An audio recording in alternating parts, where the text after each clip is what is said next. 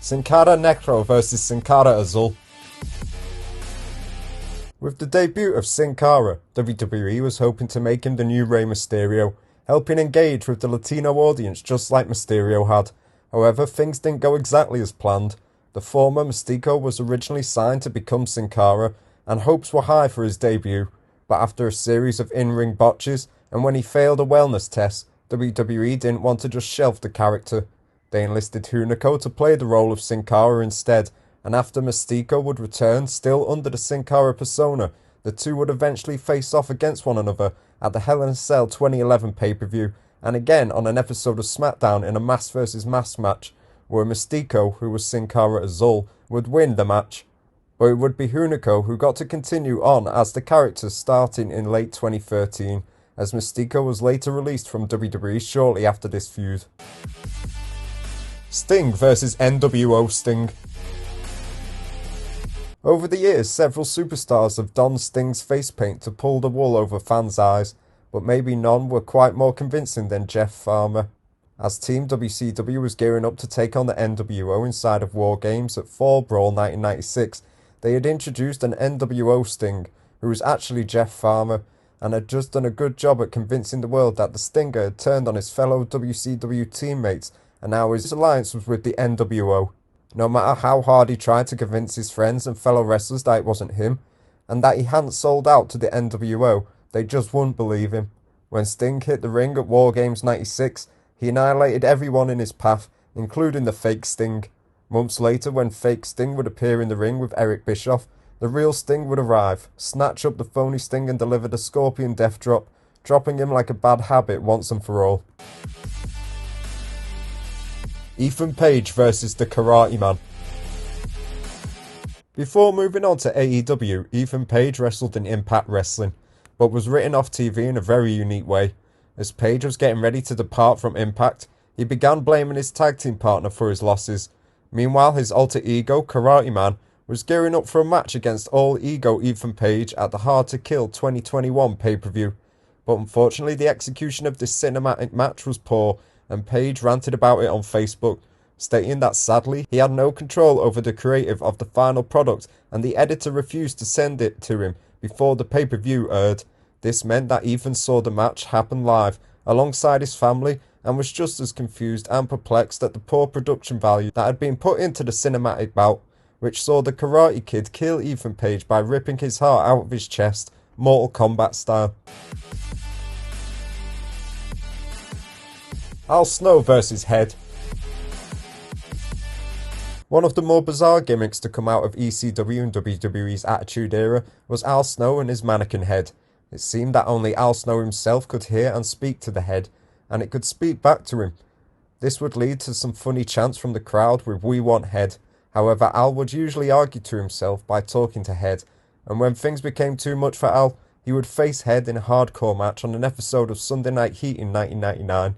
The match itself was even more bizarre, as Al would deliver a leg drop and either a moonsault through a table to beat Head and put an end to his internal torment.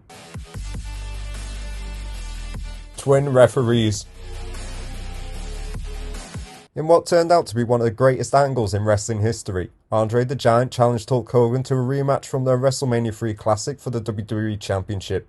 The stage was set at NBC's main event, and Dave Hebner was placed as referee for the contest. However, in a shock twist, the $1 Million Man Ted DiBiase had paid for referee Hebner's evil twin brother Earl Hebner to count Hogan's shoulders to the mat even though he had clearly kicked out. This was all part of a grand plan to award Andre the title so the $1 Million Man could buy the title off him. As Hogan was left shocked and confused, the twin referees would confront each other in the ring and began arguing, only for Earl to knock Dave out and for Hogan to send Earl flying through the air as payback. Kane vs Kane. This one all began with the infamous May 19th storyline for Kane, where he would begin hearing voices and haunting promos that would send him into a frenzy and whisper the date May 19th to him. It would later be revealed to be the date that Kane had burnt down his family funeral parlour, when in reality it was actually the release date for his new film See No Evil.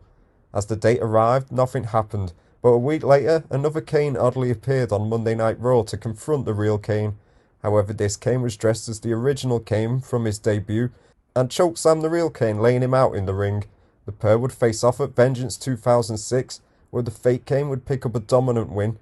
A month later, the fake Kane continued to haunt the real one, until the real Kane chokeslammed the imposter onto the stage, dragged him backstage, unmasked him, and threw him out of the arena, never to be seen again. The fans would never be shown the identity of the fake Kane, but online rumours would later reveal it was actually Luke Gallows who was playing the part. Undertaker vs Undertaker. After the 1994 Royal Rumble, where The Undertaker was placed in a casket, Ted DiBiase would claim that he had brought back The Undertaker with his wealth and now managed him. However, Paul Bearer would appear and state that the real Phenom was in fact returning. The hype became so intense that legendary television actor Leslie Nielsen was brought in as his famous character, Detective Lieutenant Frank Drebin, to help solve the case, albeit unsuccessfully. As SummerSlam 1994 rolled around, Paul Bearer would push a casket out to the ring, hold up the urn, and the real Undertaker would appear. The bout only lasted 8 minutes, but the real dead man took out his imposter, who was actually Brian Lee, after 2 tombstone piledrivers to pick up the win. After the match, Druids would appear to place the fake Undertaker into the casket and wheel him away, never to be seen again. Goldberg vs Gillberg. During the Monday Night Wars, Goldberg had risen to the top of WCW in no time with his infamous undefeated streak. WWE in the meantime debuted the character of Gillberg, who was the direct spoof of Goldberg to mock him. Gillberg was shorter, skinnier version of Goldberg and was awarded the WWE Light Heavyweight Championship, while meanwhile on WCW, Goldberg destroyed Hulk Hogan to become the WCW World Heavyweight Champion. Fast forward years later, and soon after Goldberg made his WWE debut in 2003, he entered a feud with The Rock. On an episode of Monday Night Raw, The Rock would draw Goldberg out to the ring and mock him with bringing out Gillberg. As Gillberg went on the attack, Goldberg quickly turned the tables, but just as he was about to get his long-awaited payback, The Rock jumped back into the ring to deliver a rock bottom to Goldberg, getting the last laugh. Thanks for watching. Don't forget to subscribe for more wrestling content.